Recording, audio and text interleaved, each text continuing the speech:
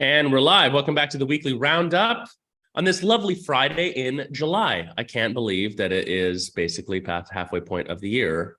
What a quick year it has been. I don't know about you guys. And an exciting one. We're starting out with our new format for the Roundup. If you didn't listen to last week's, go back and check that. But here we go.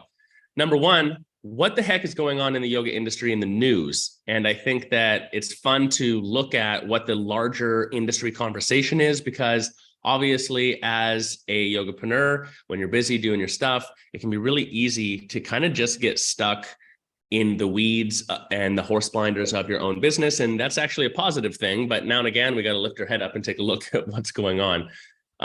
Maybe to kick us off, Terry found a really cool article on this day sort of 20 years ago, 2003, and the basic synopsis of it, and I think it's a cool starting point with sort of the juxtaposition of where now things are. But it was just talking about top fitness trends, and number one, 2003 was yoga. What? Surprise, surprise. O-G-A.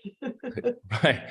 You know, it makes me think, let's just talk that through for 1 second. There is a narrative in the yoga world that I still see and hear to this day, which is that the yoga fad is over. And I actually agree with that narrative partially.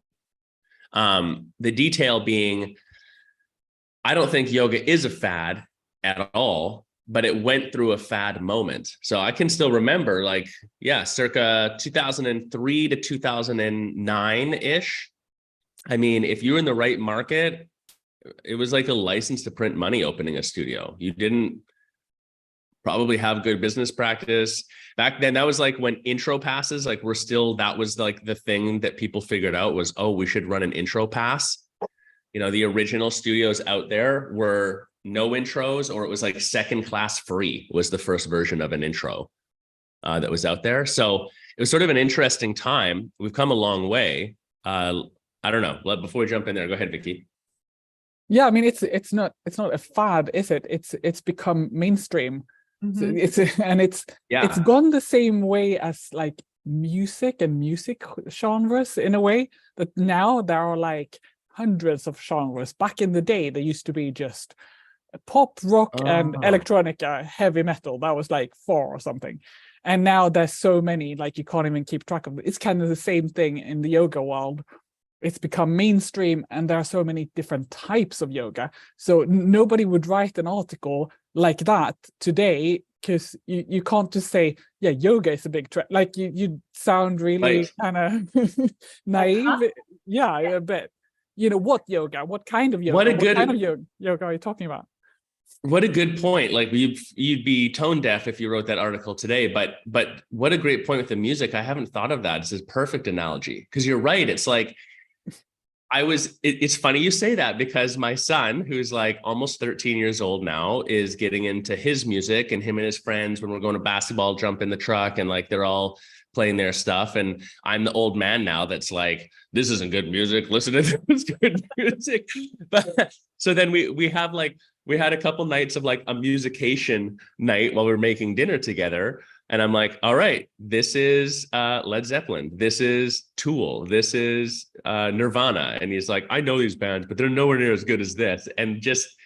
But he made the comment. He's like, music was so simple back then. He's like, there was only pop, rock, and then like underground stuff. And I was like, you're kind of right. Like there wasn't all the huge variety of things that there are now. So yoga has kind of done that in our culture as well. I like that in the article. I like that in the article I read, is it talked about people are doing like videos, like practicing videos, and you know, there's no reference to online or anything like that. And then the other thing, it said that or yoga journal sequences, right? So I just thought it was really interesting too when you look at the technology portion of it. And I mean, let me tell you, the summer of 2003 was epic. It was an epic summer for me. It was an epic summer. It was epic. It was epic. It's kind of up there like with the summer of 1983, which is right after I graduated. So I'm not going to give you much details, let's just say I was reliving my 20s and my 40s. So anyway, but it was epic. But at that point, you know, technology still wasn't a huge part of our reality. I mean, it was just really starting. I mean, we didn't carry our phones around everywhere. You know, all that. It's just like, you think about how the world has accelerated just in the last 20 years. Well, and where we're going next in the next 20 years, it's not even 20, it's like 5. Like, we'll do the same technological jump that we did in the last 20 in business. That's going to happen in the next 5 years. That's the thing that I think we have to have on people's radar. But what you're making me think of, Terry, too, was the yoga industry has notoriously been about a decade back from whatever, like, the like most in line with the marketing strategies, business strategies are. And maybe it's more like 5 years, but a decade back from cutting edge. The people who are like pushing the envelope and really like driving business forward in terms of best business practice and marketing and stuff, especially marketing and sales and advertising. The yoga industry has notoriously been like 10 years behind. So sometimes looking back like this, I think it's an interesting thing to contemplate, to Vicky's point too, where I can still remember even opening our last studio and people coming in and be like, we'd ask the question, have you done yoga before? And it was like a 50-50 shot if people really had, or they're like, yeah, but like on P90X, you know, like something like that. Or like, I do We Fit, like when that came out, that was a big thing for a while. Like, does that count? And so, and the conversation was still around what is yoga, what's hot yoga versus flow versus this, like, that was still where the conversation was. Now, I think I've told the story on here before. I go play basketball, pick up ball with some young guns in town, and just listening to them talk because they're here and just like their whole life is around fitness and wellness, which is in itself interesting. Like, they party or whatever else, but it's not. When I was 20, like, I was in shape because I was 20, not because I was thinking about that as a lifestyle. It is their lifestyle now. They're like every day, basketball, spike ball on the beach, volleyball on the beach, go for a run. And yoga is just naturally incorporated into all of their vernacular and something they do. It's not a question. None of them are talking about, do you practice yoga or not? It's an assumption that you do. If someone says in the conversation, well, I don't really practice yoga, they'd be like, what? Like, dude, what are you doing? You got to practice. So, and their conversation is more around which class based off of the other stuff they're doing, or what makes them feel better, or when the best teacher is. Like, it's this more nuanced conversation. So what's coming up for me is just like looking back and seeing that the gut check is your business still operating with messaging that's more congruent with that time, when like really the market and the people coming in, they need a deeper, more intricate, more nuanced, more hyper-personalized message to meet them where they are now, and just modernizing that. Go ahead, Vicky. Yeah, I mean, that's so true. I was thinking along the same lines, and you know, CNN, they weren't wrong. Like, they were right saying yoga is a huge trend, and yoga was a huge trend and continued to be something. There was a demand for it, and it probably, you know, it was probably really high right at that point. So 2003, this probably went on for the next 10 years, this really high demand that wasn't really being met. So you were saying there was a moment there when opening a studio was a license to print money, and there are studios that are still operating kind of under that sort of under that premise in a way. So it's not good enough anymore. It's not gonna work when yoga is everywhere. You know, like you say, these young people, it's just a part of their everyday life, and it's a part of everywhere you look. Every single gym that you see, they have yoga. You know, schools do yoga. Yoga is in the park. Yoga is in the workplace. It's everywhere. Studios just can't operate in that same way, and it's taken a long time, I think, for people to realize it. I think it wasn't really until COVID that really kind of pushed us into the realization that a studio has to change. Like it can't operate that way anymore because the world has changed. Well, and to that exact point, we talk about this a lot, and it's, an unfortunately all too common conversation where we have to say, like, look, the moment you say in your business, we do this way because it's the way we've always done it, you're dead. Like the only constant is that everything will keep changing. Like we know that to be the case. So, and actually, I think that's one of the major life lessons of a yoga practice. You go in and do a very similar, if not the identical practice day by day, but you aren't the same every day. So your experience changes and what you're working on changes and your goals and what it does for you, that all changes over time. And that's sort of the beauty of it, actually. But yeah, to your point of like what will or won't work, the only thing I would add to what you're saying, Vicky, also is like, there's this other narrative of competition. And I've got to say, it's something in the last 3 to 5 years, especially, that I've found myself in my personal coaching career really coming up against in a really big way. And it's this fear of other yoga. It's this lineage fight. It's this, there's not enough market. There's too many studios. There's these too many people who are competing with me and now online yoga and this person that and this person this, and that being the focus. And it's true, there is more yoga available than ever before. In some markets, actually, COVID did us a favor and cleaned it up a bit so that it was like, if you didn't have good business practice, you're done, kind of thing. But I think that what people have to really understand when we look at how we've modernized since 2003 and where this article's from is the consumer base has changed. So it's not just that there's more competition, and actually competition is less likely to be the yoga studio down the street and more likely to be the box gym that now has yoga as well, or the boutique fitness that didn't, like in 2003, CrossFit was barely a thing at all. Nobody understood what HIIT training or Tabata was on a major level. There was barely Pilates off of the ground and not in the public eye at all.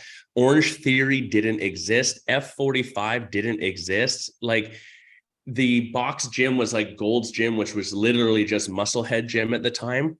There was no like Lifetime Fitness, LA Fitness, where they're looking at a more holistic fitness situation. None of that was there. So you want to talk about competition change, that's the competition change. So the point would be, there's really no reason to put your energy into worrying about your yoga competitors. The pie is big enough, one, and two, that's not what's eating your lunch. What's eating your lunch is an inability to articulate to your local market the unique, powerful value that you and your studio offer that compels people to come in. And one of the things that we talk about a lot on the Roundup is circa even 2000 and what was it, Terry, in the study, 2016? Oh. Just in 2003, I think Mind Body did it, and there's a couple other studies. People came in for get in shape, weight loss, de-stress, kind of like in that order or something.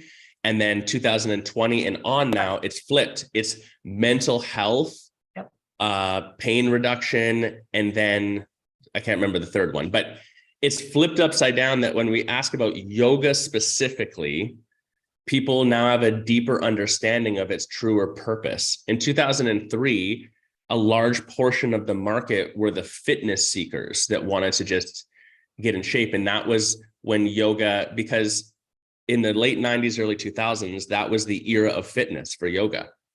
So during that time, that's really what it was proposed as and looked at. And that's the shift we've gone through now, is where it's not that there's no truth to that still, or that you don't have to have a good product, but the reason people are even looking at a yoga practice is more nuanced and deeper and more purposeful around these other things.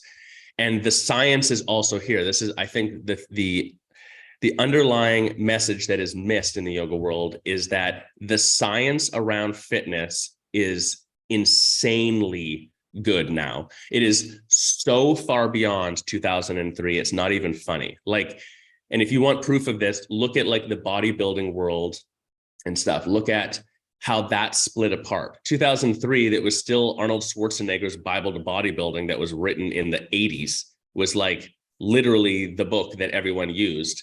And now half of it's been disproven as the most efficient way to build health in this way or that or whatever else. There's so much more out there. The point is, this rambling, the point is now people can see that there's a unique value in doing this type of fitness versus this type of fitness versus this type of eating versus this type of yoga. And there's more differentiation and there's more data to back that up. So the problem becomes, if you're trying to lean into something incongruent with that data and that information, then you're competing against things that you're not supposed to compete against. Yoga's value point is not, this is the fastest way to burn calories and get in shape and get toned. That's not its value point, at least up front, as much anymore.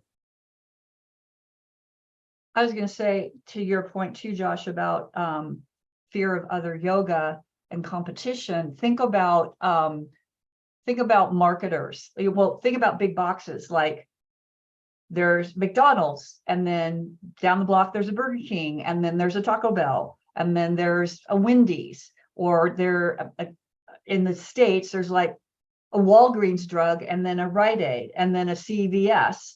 And people look for these big corporations. Oftentimes will look for, where is my competitor, and they open very close to it. Same thing with gas stations. There used to be my hometown out in California. We called it Gas Station Corner because it was at a main intersection in town. There was a gas station on each of the corners, all different ones right across, and they all pretty much sort of thrived, or at least when I lived there. So you got to thinking about your competition is, like Josh said, what do you do different? Like, one of my clients just found out that there's going to be what's called a Hot Works. I think that's what it's called, coming. I don't know if you've heard about that one. It's where you can have 24-hour access. There's small rooms, and they're infrared heat, so it's all hot, and you can have up to like 3 people at a time, and it's all virtual. They can go in and kind of like almost think like a jukebox, right? You pick what workout that you want. And then they also do spin, and they do some other things. Well, our member is going to be in the same building essentially. And we had that conversation. The landlord really wanted to, so he gave my client a really good deal on the rent if she signed it. And she went ahead and signed it because she's getting like $700 a month less on her rent or something like that. And we talked about how this will be a good thing, right? That she can really lean into the fact that, hey, our classes are led by professional instructors that have been trained, right? Not just a video. We have people that will help you. They're a combination of, they do spin and yoga, right? So, and they do a little bit of weight training as well. So this way they're like, hey, we've got professional instructors. We're there to help you. We'll help you set your bike up. We'll give you corrections and things like that. And by the time we talked all through this, she was like, okay, I can see how this really could help me move my business forward. Plus, she also got a brand new sign out of it, like a $7,000 sign that she's been wanting to put up. She negotiated that with the landlord. So anyway, competition can be a healthy thing because it forces you to think in different ways on how can you better your product, how can you strategically market yourself, like Josh was saying, so that you make yourself stand out and you're addressing a specific need, right? It's no more that you can just throw. I think harkening back to those days, you could just throw anything out there and we just would see what sticks on the wall. And as Vicki said, just, it's a license to print money. Not the case anymore, but with some thought and processes and planning behind it, you can thrive even in what you consider a competitive market. But it's a painful process sometimes. I find that speaking to studio owners and just asking them, okay, what's the major problem that you solve for people? And it's like, I can see the pain in their eyes, just trying to come up with the words for this. It's really difficult, but we have to.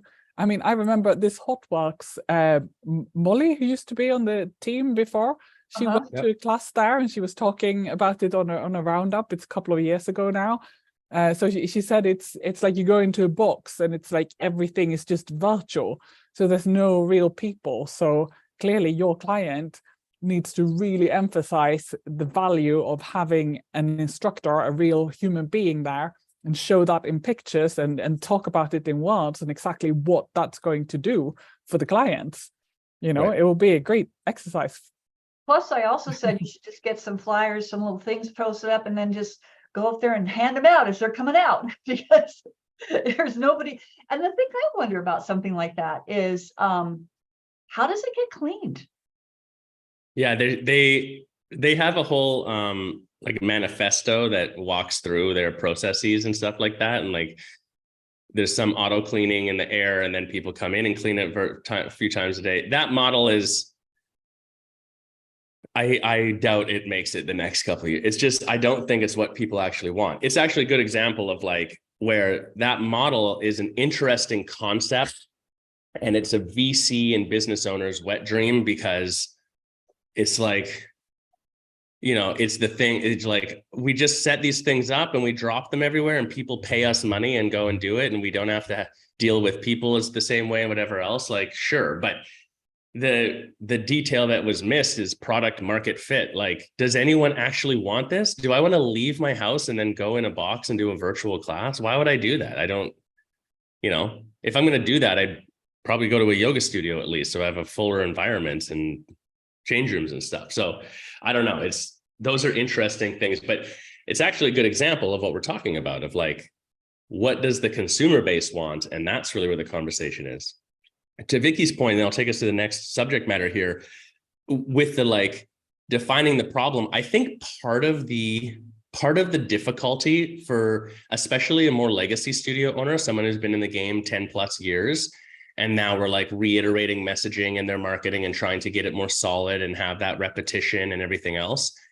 It's because if you've practiced, you know, a lot of styles of yoga, like the problems that it solves, the symptoms that it helps you get over, the impact on your life is kind of exponential. Like, it's so potentially deep, and there are so many problems that you solve that it's like difficult to pick one, I think, as the owner, because we're like, well, I don't know. I saw this person not have to get cancer, and that person didn't have to get their knee replaced, and this person just isn't an asshole anymore, and that person gained flexibility, and this person lost 5 pounds, and this person over here says they move more freely in their body, or like, and that this, you know, 85-year-old person I have, like, is still living without assisted living because they're in shape and they practice yoga every day. Like, which one is it? It's like, there's so many things, right? And that's just the physical. We're not even talking about the mental, emotional, spiritual, because that's barely a conversation in half the studios. So I think the first thing is practically realizing that, like, you don't have to pick all of them. Like, just pick 1, 2, 3 maximum, and they're the ones that you want to be known for. This is where you get to choose your own adventure a little bit. What is your studio? What do you want to be known for in terms of the problems that you solve? And don't overthink it too much, because the secondary, tertiary benefits of a yoga practice, if people are looking for that, they'll still end up at you, right? Clarity about like what you specialize in and what you do is more powerful than trying to be all of the things all of the time. That's why the yoga for everybody statement is part of the reason why it's one of the worst marketing statements. The other thing here, in line with that too, is part of the reason that it's difficult to decipher what is it that we really want to solve is that if you were to look into your existing community, and this depends on your studio, if your studio is crushing it and you've got lots of people coming in, and you have lots of new people coming in the doors, and you have good volume across the board, if you were to ask the community, like, how do they see you? Why are they coming to you? What do they want? That would be interesting information, and that can give you some insight on how to position yourself.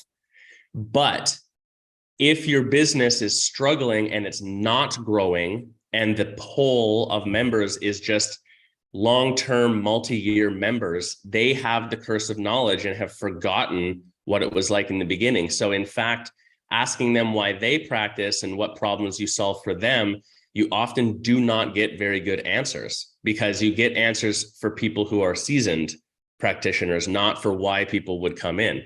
So even asking your student base can be tricky to try to figure out, like, what do we really solve? What is it that we're really offering? And therefore it goes back to, again, you just kind of have to make the decision yourself, actually. So there's a lot of, I know, Vicky, you spent a lot of time in coaching doing that with people and just helping them get that articulated. So reviews, all right, I want to change. Reviews are good. They often are from new That's people. a good place. Yeah. What do people say?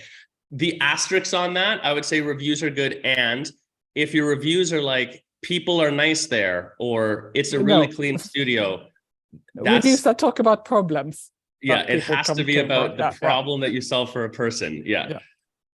It's can you imagine, like, nomad yoga, yoga classes and a really clean studio, like not those reviews, no. I'm just thinking on like the headline on your website or whatever. No, the ones that tell an actual story. I was just saying, that's where actually testimonials are really good too, not just reviews, but testimonials. And also why having, like, asking for a testimonial and giving the clients questions to answer specifically is, it's like, I had a little right at my front desk, I had an old-fashioned paper clipboard on a clipboard, and someone came up and would say something about, the class or whatever it was. We would say, that's amazing. Would you mind doing a testimonial for us? And we'd hand them the clipboard right there. And then they could write it out, because sometimes I found you ask and you ask and you ask, and they say, yeah. The best time to do is strike where they are. And it's hot kind of thing. And then, I had the 3 questions that we asked is, what brought you, what problem do you have? How are you feeling? Those type of things. Then I would write them up and send it to them, the client, for review. And I get their picture and I post those. And that was a really great way to get testimonials. Yeah, you do learn a lot from that too. All right, so that's yoga in the news for the moment. Next week, we'll pick up on a couple other big yoga in the news things.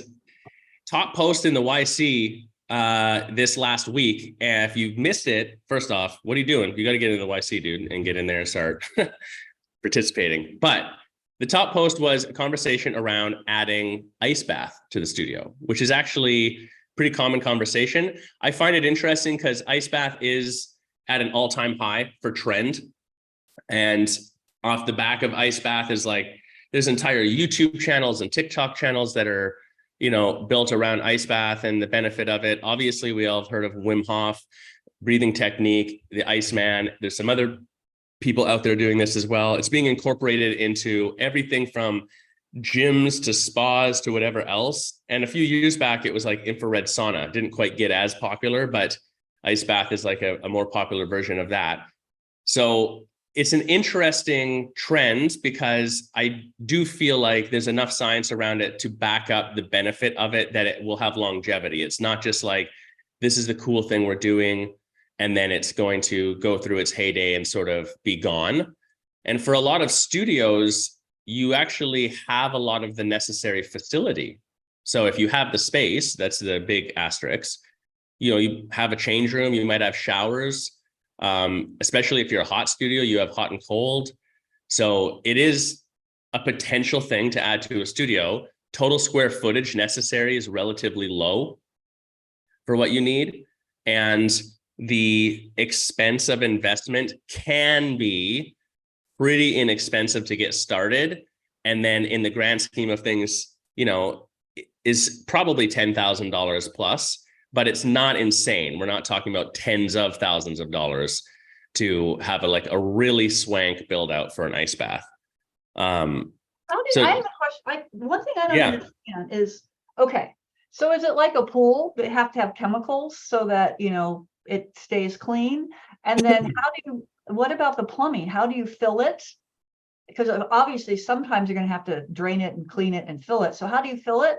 And do you have a drain? So is there a lot of extensive plumbing involved when you have a cold plunge? Yeah, I mean, it's why studios are like close to tooled up for it, but there is some expense. So a good ice bath system is going to cost you, low end, maybe $5,000 now, but probably more than that, honestly. So you're probably like 5 to 7 to 8. And then you're going to need probably a couple grand in effort for installation, not because it's hard to install the tub. The tub is the least important piece of the whole thing. It's the filtration system, the electrical that goes with that, because you're probably running 220. And then it's also the plumbing around it, which is fill and drain. Okay. Now, so yes. And then to your question too, the good ice baths have a filter system, just like a pool would, basically. Okay. So it's just a sand and maybe carbon filter.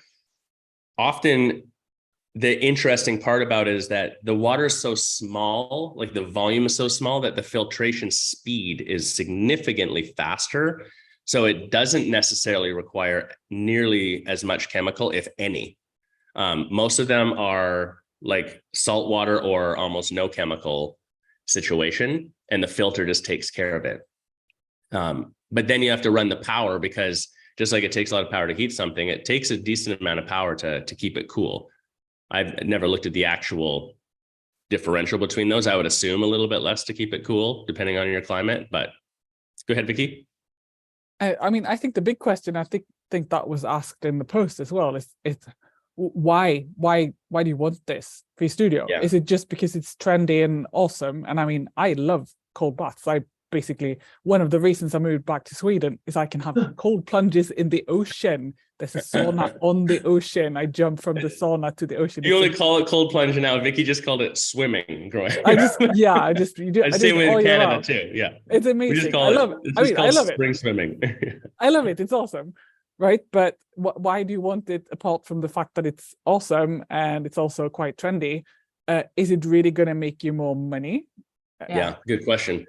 And all, I see problems with the all that, every kind of build out that involves plumbing is always like a bit of a red flag.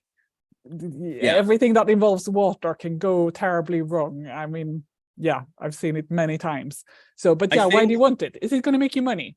Are people going to pay you extra? Is it going to pay off? Yeah, and it's such a good question. Yeah, and how long? Okay, let's say, to Josh's point, you can get it for $5,000, and then depending, let's just say, call it $15,000, $10,000 to $15,000 to put it in. How long will it take you to recoup that cost, right? And then how are you going to price it?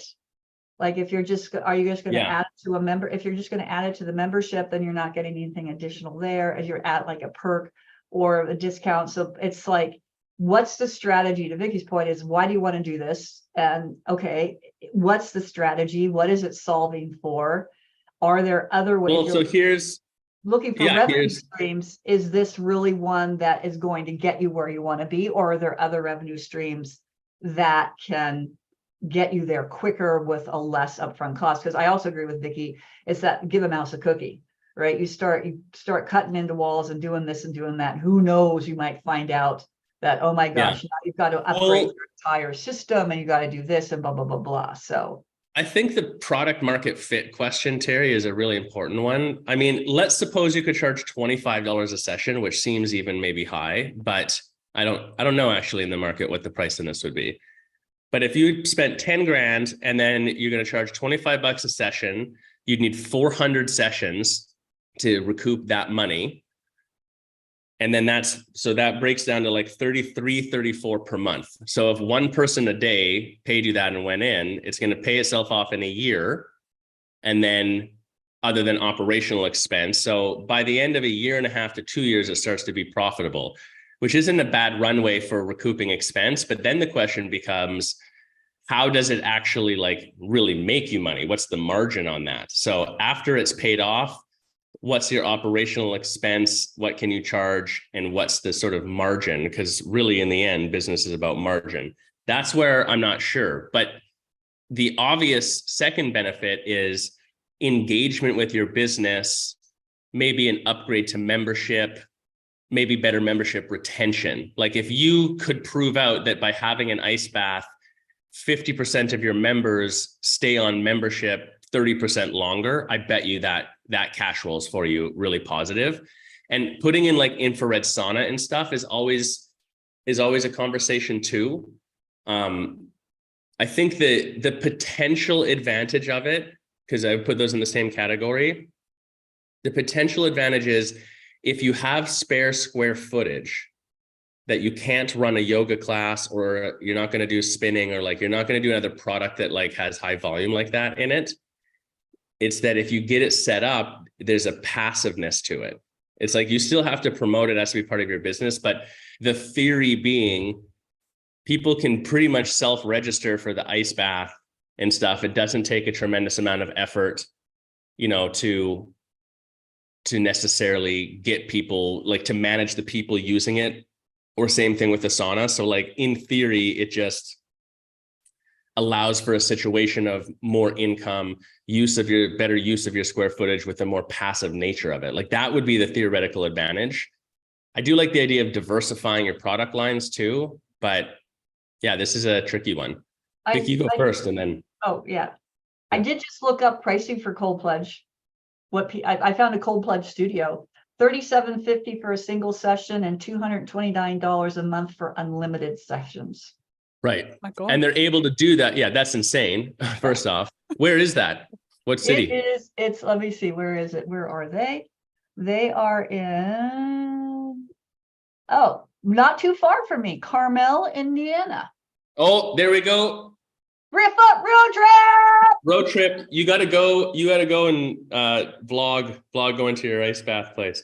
I mean, that price makes sense from a volume standpoint because you can only put one person in at a time. So like it's like Pilates, right? Like where every reformer takes up 235 square feet, like you have to charge that much or it doesn't make sense. I'm just not sure that it's a business by itself. This to me sounds like Float. Like Float had a minute where it was really popular and stuff, and it's certainly deteriorated a lot because I don't know. And plus the barrier to entry for someone having their own ice bath, if you're serious about ice bathing, is really low. So yeah. Well, how about this? How about not installing a permanent thing, but instead getting people to come in and do like an inflatable one? So they have these, they have these they're like adult paddling pools, but they work super well. I've like several studios I know about who've done them. Yeah. So they do like a weekend. You can do a full weekend of workshops, both Saturday and Sunday. Get all of your members to come in and do this every now and then. And then, you know, you get the awesome, you know, you get to hang on to the trend and be awesome and, you know, your students to enjoy this and make some money on it on the day. And you don't have to have all that installation cost. Well, and we had one studio, the two other things that are commonly used, there's three things that are commonly used that are like, because I agree, I was going to say the same thing, Vicky. It's like figuring out product market fit if this works, right? So the three ways that you can make an ice bath that people do that are common that are like low barrier to entry. One is you go buy like a feeding trough for horses or cows, like one of the big, huge water troughs. Yeah. You can get a huge one that fits one or two people in it for $50. And like, especially if you get a used one or something, like, so you need like, and then you do it in your parking lot. So that's like really easy because then you just do that, buy a bunch of ice. Like that's literally what I have at my house is one of those for our ice bath. So, and it cost me $30 for the bucket. I was like, this is so much cheaper than everything else. I can't not do it this way, you know?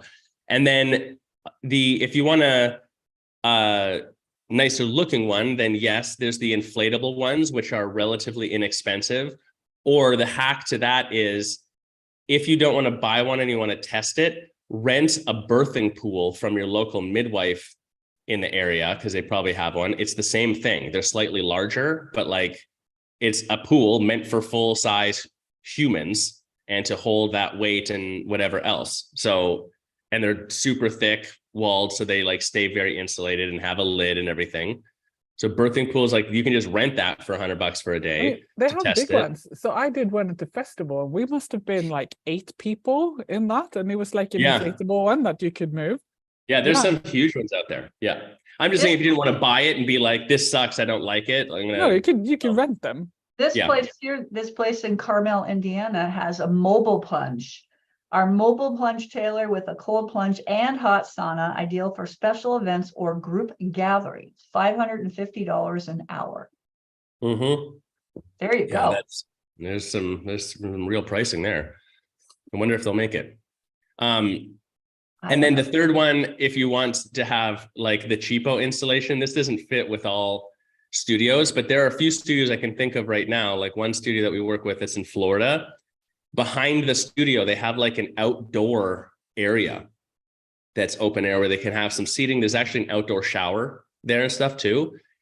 You find off of Craigslist or something an old chest freezer that still works, but like a great big chest freezer, and you just silicone all the seals, and then there's a little thing you can buy on Amazon that just helps the temperature stay more consistent. But that's like the cheapo home way to do it, because for a few $100 you have something that will keep the water cold. So it doesn't filter or anything. You have to replace the water all the time. But the point being, like, you could enter this concept, and if that sort of vibe fits, you could enter this concept pretty easy to test it out. It makes me think of that submarine in a way. Yeah. Oh God. Oh, well, yeah. Chest freezer rule number one is you unplug it when you unplug it when you're going to use it. Yeah. Yeah. And get rid of the lid so that people can't get trapped inside. I was just to say what you said about outdoor shower. It made me think the very first Bikram studio I practiced out in California, they had a shower. It was outdoor. It was just a hose over the balcony. And if you wanted to go out there, and they had a little gravel, and you would just go out there and rinse off after class. That was it. Yeah. So like for a studio like that, a bucket out back full of ice a couple of days a week is an easy way to test it, because that's still the vibe of the studio, right? If you're more spa-like and fancy, then you might up the ante, and you might do an event in the parking lot, or find a company like the one you did that comes and does it for a day as an event, and they'll probably give you a good deal to do it as like a promotional thing, to put it in front of people even, you know?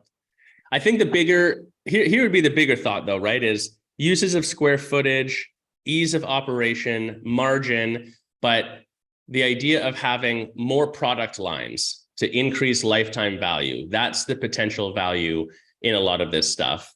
So I think the simple calculation, Terry, that you alluded to earlier is just, what is the all-in cost on this? And then realistically, how do I incorporate this pricing wise, and, you know, including operations, for me to actually get positive ROI on the investment and for it to actually increase margin? And just like going through the effort to put that down on paper. Definitely with sauna, especially, we've seen a few studios that throughout the years that like the owner just kind of gets obsessed about this idea of having a sauna and how awesome it's going to be and stuff. And it just, in the long run, it just becomes this kind of flop, because they didn't look at it that way. They didn't know if there was demand. They didn't know how much to invest in it, how long it takes to get the money back, whatever. Because the other thing is, it doesn't matter, ice bath, sauna, any other product that you would put into your studio, your retail, right? Like, just the fact that you have retail doesn't mean you're going to do well in retail. You have to actively make it part of your business. Just because you have a sauna doesn't mean everyone's going to want to pay you and go in the sauna. Like, you have to actively make it part of your business. Ice bath would be the same. So yeah, I think just... Speaking of retail, if you want a nice revenue stream and you haven't checked out our YC partner, Astral, definitely check them out, because if they did a webinar, the last webinar, you can go and watch the recording. Anybody can watch it, because it's everybody in the network can watch it. And it makes doing retail super easy.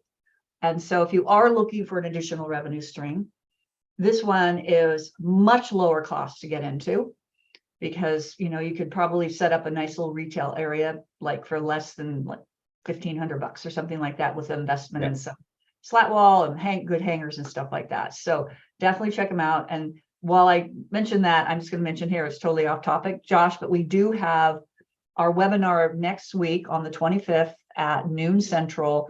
Our favorite lawyer, Corey Sterling, is coming to talk about AI and your business and the impact and what that means. So definitely check that out. Be sure to check that webinar out next Tuesday. Yeah. Webinars are in the events tab here in the YC as well. So if you're ever looking at when are the next ones coming up, they're all in there. And as we have them solidified on the subject matter, it tells you what they're about as well. So yeah, make sure you're registering for those, RSVPing, checking out what's going on. All right, well, last thing, what's been coming up in coaching? Vicky, maybe kick us off. What have you been working on with clients? Is there a common trend, thread, conversation that's coming up? Yeah, we've been doing a lot of checking the overall health of the business with the help of the Healthy Yoga Studio calculator. So putting in your revenue and then checking the percentages of your expenses versus that revenue. And we're looking for the big numbers are usually payroll is one, and then it's lease and utilities. They're kind of grouped into one. And those are the ones that can, well, when one of them is wrong, it can be very difficult to change things and become profitable. If it's way, way, way off. If it's just a little bit off, then, you know, you can kind of make new targets, set new goals, sort of figure out what you need to make to change it. But if it's just really way off, especially when it comes to rent and utilities, then it's super tricky. So, I mean, what I found is that then there are other sort of expense categories as well. So the overall trends that we're seeing is that some of them are notoriously always low. It's always marketing. Always marketing. I was just going to say marketing. You need to spend. Yeah, you need to spend. And they're like, I can't afford it. What comes first, chicken or the egg? Are you going to spend some money on your marketing? And then, of course, it's like, what exactly are you going to do? Because it's not just a matter of dumping money on something. I mean, maybe that's part of the problem when it comes to marketing, that you can't just be like, okay, here's a bunch of money, do marketing for me. You actually have to get involved in it yourself, probably as the studio owner, and start to define the value of your product and your messaging. So it's not that easy, but yeah, I can't give you a full answer to why this is always low, but it's always low. Another trend is a little bit studio owners not paying themselves enough. So, you know, you should be paying yourself. It should be 20% that total revenue. You need to be paying that to yourself. And ideally, you should pay yourself that as a regular income, not like a repayment of loan, or, you know, the studio paying for the gas of your car and things like that. So that's definitely a trend as well. What else? I think, yeah, I mean, specifically like the studios with the big rent, that's a really tricky one. And I was speaking to a studio owner a couple of weeks ago. They were looking at getting a new place that was bigger, because they felt like the classes are too full, and, you know, they want more space. They have no staff room and they don't have enough showers. And it's like, so we ran it through this calculator, and really, yeah, everything would be much nicer. Everyone would have more space, but it just wouldn't work, because of that relationship needs to stay healthy. You know, when you put yourself into a situation with a lease and a rent that you then gotta pay every single month, yeah, it just, frankly, most yoga studios have to have a cheap rent. They just have to. We can't be in those like nice downtown big shopfront, you know, locations. It's usually very difficult to make it. We need something where the rent can stay low. Yeah, I was because I've been working with a lot of my clients on the same thing, the Healthy Studio calculator. And it is also interesting. I've only, so far, the ones I've done, I've only had one client who is spending even close to what we recommend on marketing, which is 7 to 10% of your revenue. And it's interesting to see that this is a studio that's really been struggling and recognizes that chicken and the egg. So they're putting in the revenue, the money for marketing, and every month, you know, their numbers are coming up, right? So it shows that you put that revenue in, that money in, then it does help move things forward. And I will say, I'll take an exception, not necessarily, a little bit of an exception to what Vicky said about paying yourself, and which is true. The one reason you definitely want to pay yourself, because if you ever want to exit your studio, i.e. sell it, you need to have a line item on your P&L that says, you know, officer salary, because Otherwise, it's like, why would someone want to buy your business if you're not being able to pay yourself? And also, as a caveat to that too, is sometimes it can be strategic. And we have a couple cases where the owner has decided to pay themselves less and instead pay a support person to do some of the stuff that they don't want to do anymore. And that is a strategic decision, right? So that is a very strategic decision that I'm going to pay myself a little bit below market value because I can, and I'm going to pay this person to do these things. So even then, if that point that person wants to sell the studio, then you could say, okay, this is what I pay myself, and this is what I'm paying this person to do this, this, and this. And then if the new owner's like, well, I can take that all on myself, and then therefore the total salary would be this. So there is a strategic way to look at that. And then also it's good to know, oftentimes we had that webinar a while back about what can you afford to pay your staff. And so these calculators really help. It's like, okay, I want to give my staff a raise. Well, do you even know what that looks like? With, it's just like blindly giving out raises. Is you need to have a plan and a strategy for that as well. How does that impact that larger equation? How does that impact that larger equation? And can you truly afford that? So it's getting back to the basics of the numbers. We like to say numbers don't lie. And oftentimes I think as yogapreneurs, we don't want to deal with the numbers. I know I didn't in the beginning, but you just have to understand what's going on in your business with regards to the financial portion of it, as well as your key performance, your KPIs. The idea of the Healthy Studio infographic and the calculator is changing your mind to look at it from the fact that like your business is an equation, and if you can prove the equation, then it will work. Like it's how you project. If you're like, I know that if I can get things within these parameters, then it will function. And then you can predictably say, which means if this much revenue comes in, I make this and the business makes this.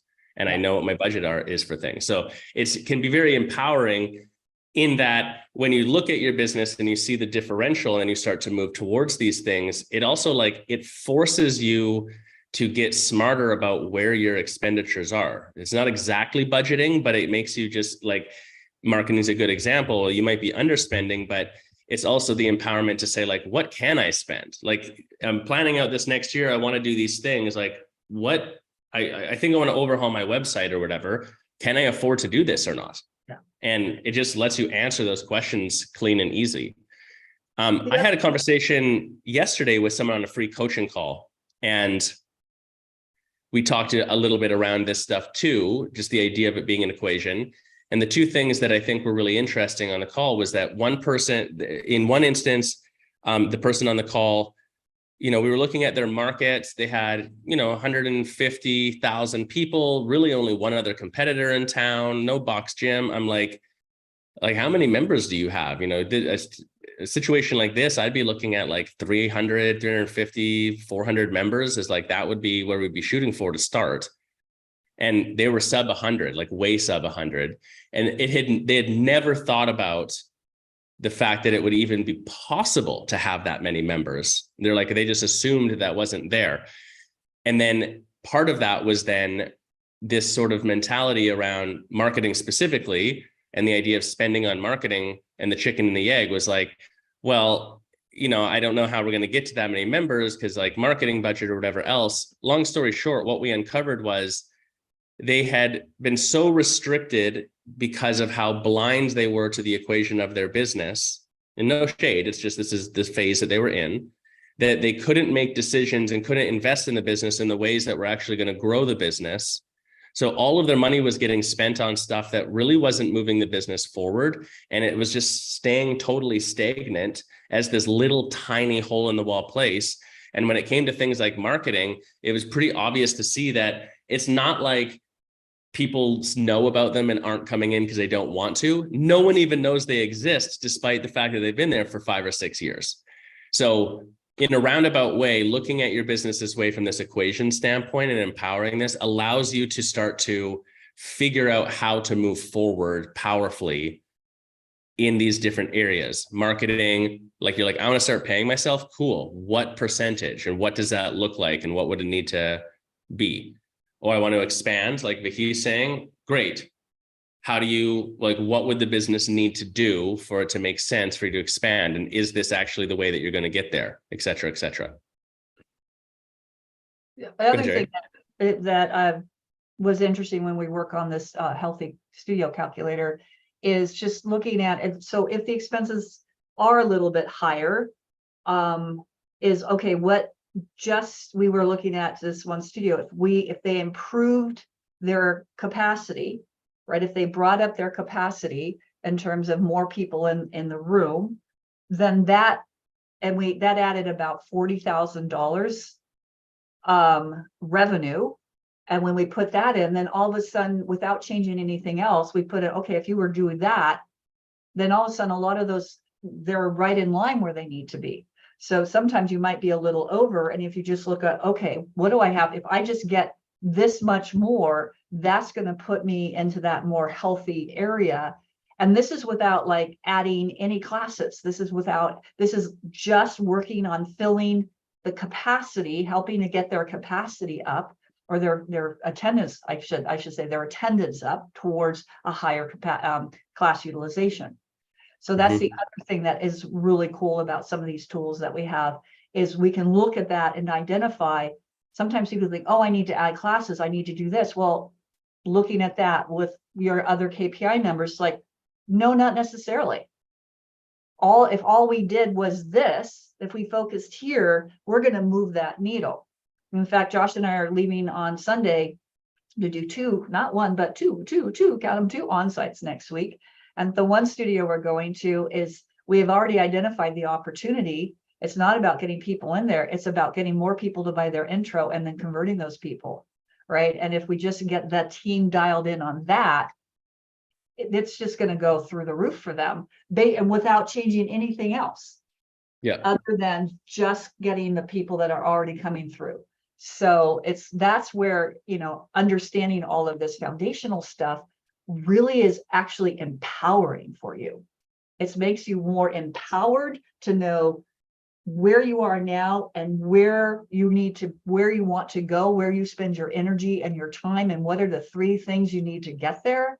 That's when it becomes empowering and exciting and can really help you as a business owner, like, feel, okay, I can do this. I can do this because I've got that stuff. I know where I'm at right now. And here's my plan to get me to where I am. And that's where knowing your numbers is it's empowering. At least that's how I feel about it. It helps you identify, like you're saying, Terry, helps you identify the gap between where you are and where you want to be. And helps you focus on where to prioritize your effort, right? Like we always say, your ability to accomplish anything in your business is directly proportional to your ability to focus on that. Right. But the extension of that same concept and what you're alluding to is, if you want a certain outcome in your business, then you have to identify that gap or the problem. And as the saying goes, if you can clearly articulate the actual problem, not the symptom, the real problem that you're experiencing around something, you're 50% of the way to solving it. So these numbers and looking at your studio on the macro and seeing how it plays out will give you a lot of clarity. And you might not like what it says, and it might require short-term sacrifice and short-term hustle and grind to like change things around. But in the long run, it lets you project and see, like, this is the gap, this is the problem. If I solve this, I'll get XYZ. So yeah. Healthy Studio infographic. If you haven't done a free coaching call yet, or even if you've been off of coaching for a while, jump on, grab from any of our profiles, or on the left sidebar in the YC here, you can jump on a free coaching call. And that's one of the things that we can discuss on that call is, what's your studio look like versus the Healthy Studio infographic. When we coach with clients with all access, that's one of the pieces of the puzzle, not that far in at all to the game, where we're looking at, okay, like, what's actually happening in your numbers and what do we need to do in your business, and how do we customize our framework to really amplify what your studio is doing and get you there, that clarity. Because upfront, the clearer we can be, the more efficient we can be in working on it and making that happen. So all right, I think that's it for today. comment down below. What are you seeing in the yoga news? What's like a trend or something else you think we should talk about on the Roundup for next week or the following weeks? Post it down below. We'd like to see it. Other than that, go do some yoga. Have a great weekend. We'll post